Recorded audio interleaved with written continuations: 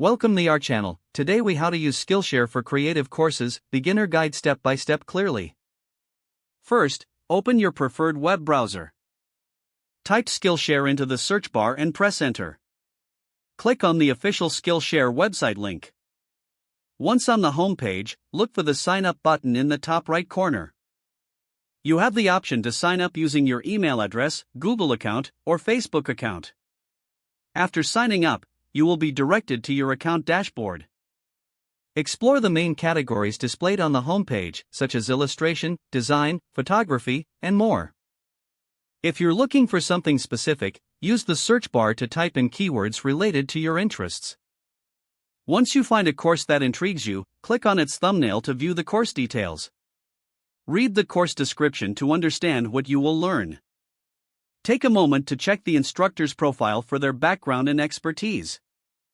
If the course seems like a good fit, click the Enroll button. Some courses might offer a free trial, while others may require a subscription. After enrolling, head back to your dashboard to find your course.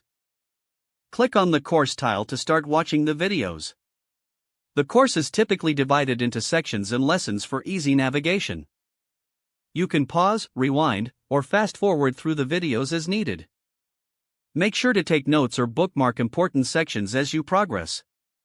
Most courses also provide projects for hands-on practice, so be sure to check those out. As you complete each lesson, mark them as complete to track your progress. Engage with fellow students through the community section for feedback and support. After finishing a course, consider leaving a review to share your experience. Explore additional classes to continue enhancing your skills. Skillshare also offers live sessions and workshops, so keep an eye out for those opportunities.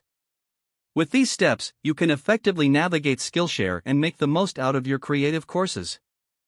If the page does not load, refresh the browser or try again in a private or incognito window. Make sure you are using the correct email address, then retype it carefully to avoid small typos. If your password is not accepted, use the reset option and create a new strong password you can remember. Don't forget to like this video and subscribe to our channel for more step-by-step tech guides.